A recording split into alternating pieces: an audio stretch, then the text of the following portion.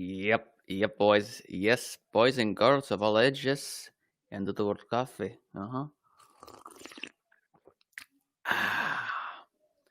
So look at this fancy microphone. Hello, welcome to the Got a Minute show. Isn't that nice? Isn't that cool?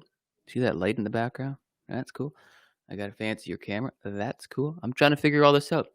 Thank you guys for your donations on the PayPal and stuff. You guys are like, yeah, man, we want to support you. I'm like, okay, awesome. Let me get some toys. Maybe this will, get people to Christ and stuff and wake people up, getting a little fancier here. I still don't know what I'm doing with all this fanciness, but hey. Anyway, I'm having fun. Go, Jesus, go. Woo! Okay, I think hopefully we fly soon. Attention Day, January 23rd. Not sure if it's going to be a rapture day, but definitely a day we want to look at. Why? Well, I'll tell you why. Okay. Here we go, folks. Hello. Okay, so okay, I want to give a shout out to Gavet. He was like, "Yeah, highest watch ever, or whatever." So that was good information there. Sort of God, yeah. They're like January 23rd, bro. I'm like, yeah, bro. Okay, let's look at that. Gigi's like, yo, January 23rd. I'm like, yes, sister. Let's go. Okay.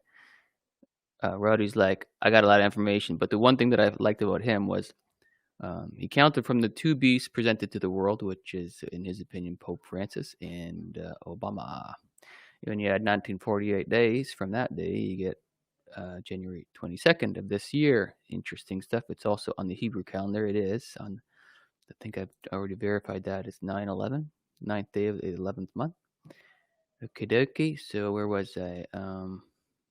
Was I here? Yep. So check out his stuff.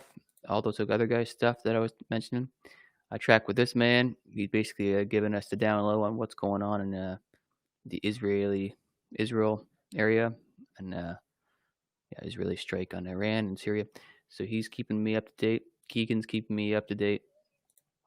Then I came across this girl's channel. Her channel's name's Esther's Way, and I was led to read Esther, and Gigi was telling me about Esther too.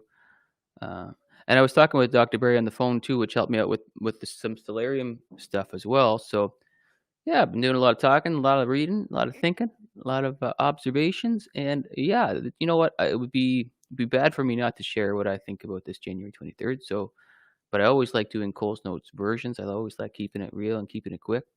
So where are we at here? Oh yeah, so Reapakoto Sovehinto. Let's pretend. Okay, so the Knesset declares Jerusalem capital of Israel. Okay. Oh, am I sharing my screen? I'm not even sharing my screen. Okay, I'm going to go back to my app. See, I'm new to this. You guys got the privilege of seeing my face the whole time. I'm just going to do what I just did, but do it super fast this time, okay? Okay, show on stream. Okay, let's go. And we'll go back to that. Yeah, sweet. All right, so, bam. Gavet. Bam. Sort of God. Bam. Gigi. Bam. Roddy. Bam. Stephen from Israeli News Live. Esther's Way. Bam. Okay. Those are the people that I was talking about. And let's get down to what I was saying. So, January 23rd, 1950. Knesset declares Jerusalem capital of Israel. Okay, so that means they're going to be turning 71 on January 23rd. Wait a second. We got some Bible verses, folks. Okay, so just remember, they're in theory supposed to turn 71 on January 23rd. Okay, so let me read you some Bible verses over here. Daniel 9. In the first year of his reign, I'm over here.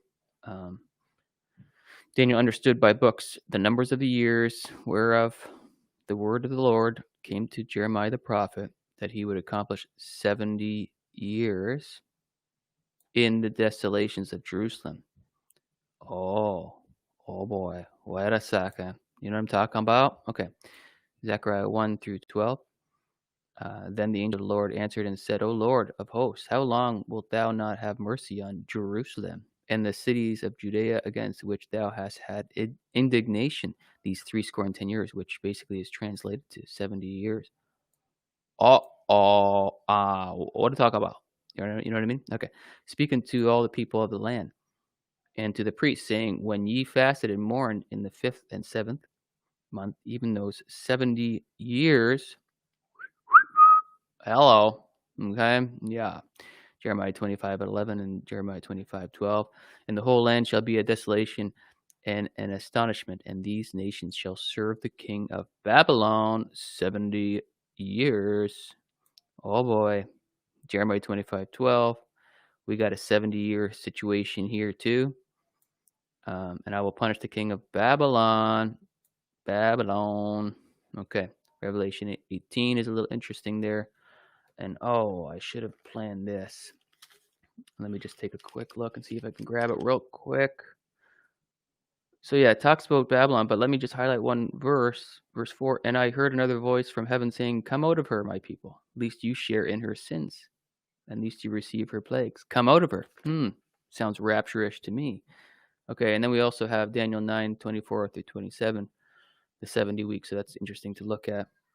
Okay, so based on this biblical prophecy, and is it a prophecy of now? I'm not quite sure, but prophecies do repeat themselves. They can and they do. So I don't know. January 23rd, maybe she no look so good for this world, okay? Maybe she no look so good. Just bringing that to your attention. That's definitely now a watch date for me, for sure. And another thing to note was here. Oh yeah, I'm going to talk about the Esther thing a little bit. Well, here I am talking about it. I think we're in Tibet, but I'll explain that in a second. So I'll just bring you to this website first. I think January 23rd is the 10th of Tibet, and I'll explain in a second. But the 10th of Tibet marks on the day on which the Babylonian siege of Jerusalem began in the year 588 BCE. Also, in Israel, the 10th of Tibet has come to be marked as the memorial day of the 6 million Jewish victims of the Holocaust. Okay, so let's just recap here. We've got Bible verses saying 7 years and combining it with Jerusalem and Babylon. And some people think Babylon is the states. I'm not quite sure. It sounds convincing, but not sure about that. I'm just saying, if history repeats itself, if the Bible repeats itself, we might see some action on the 23rd or before, and that might be tied to a rapture. I'm not quite sure, folks, but it's an attention date for sure. Now, let's get back to this Esther thing. We know that in Esther, I should have had that prepared, but in Esther chapter 2, I guess I'm starting to memorize this stuff. I don't know.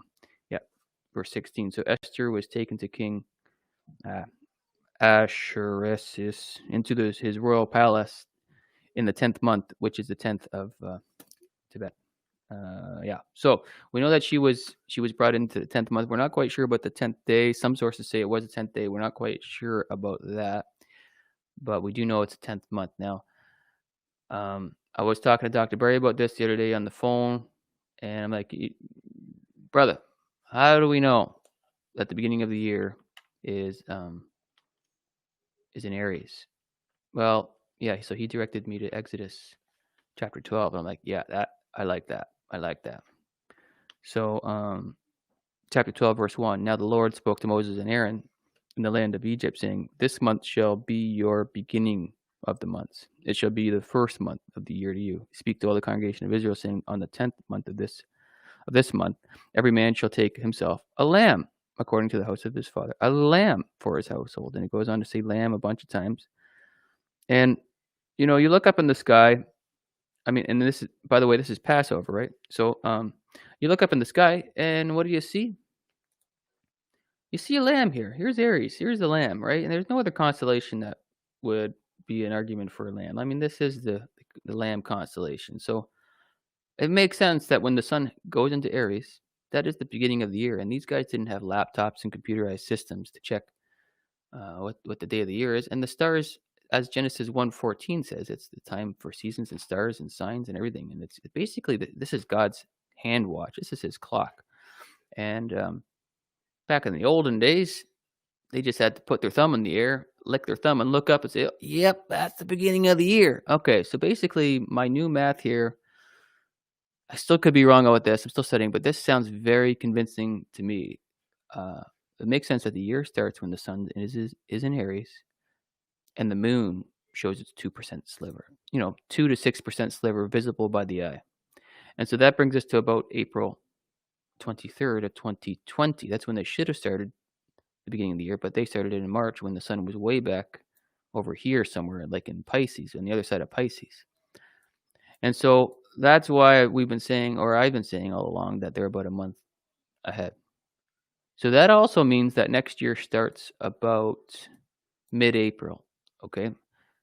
So kind of, in theory, we're still in 2020 and still about until mid-April. Now, okay, having said all that, what I'm getting at is January 23rd. I'll just fast forward now. January 23rd looks like the 10th of Tevet, which is what I was just sharing you over here, when Babylon siege Jerusalem, and then so that's very interesting. And look at what's heating up. This world is really heating up right now, right? So we literally might see a lot of action, world action, in the next week or so. I expect a lot of chaos on all levels this week.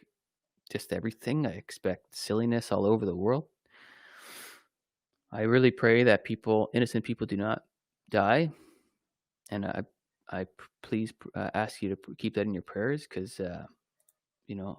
nobody wants to see innocent people die, and nobody wants to see anybody die, really, but I mean, especially the innocent, right? I think a lot of things are going to go down. So, and I wanted to share one more thing with you too. The Revelation 12 sign. A lot of people don't know what that is, so it's good to remind you on what that is. So in 2017, September 23rd, okay, so September 23rd, 2017. For some people, this is like, oh yeah, I already know this. So don't worry about it. Just a quick little thing here. So this is 2017, September 23rd. And I'm going to read you the first couple of verses of Revelation 12. So now a great sign appeared in the heaven, a woman clothed with the sun. Well, back there's the sun, okay? With the moon. With the moon under her feet. Wabam, there it is. And on her head, a garland of 12 stars. 1, 2, 3. Add the Leo stars. You got yourself chapter 12, verse 1. Played out to a T. And then then being with child, which is Jupiter. Okay. She cried and in pain to give birth. Okay, so there you go. There's our Revelation 12 sign. So anybody's like, what are you talking about? That's what they're talking about. Okay, now, if you add 40 months to this date, you'll get January 23rd. Oh, yeah, baby. And we know 40 is a big deal in the Bible. We got a lot of 40 things in the Bible. Also, not only is it 40 months, but 3 years and 4 months. That's kind of fun, too. So, I think that's basically all I wanted to say. I think I already said 9/11. It's 9/11 on the Hebrew calendar as well. So, again, just to finalize what I'm saying here is it's an attention date. I don't know what's going to happen. It could be rapture material, but it could be something we're just going to sit back, and hopefully we're sitting back and we're not part of all the chaos. We might be seeing a lot of world chaos in the next couple of days, especially with this inauguration coming up. I'm expecting something to be complicated about it all. Okay, so yeah, so again, this microphone is fancy. Thanks for you guys helping me out with that. And God bless you and keep you, make his face shine upon you.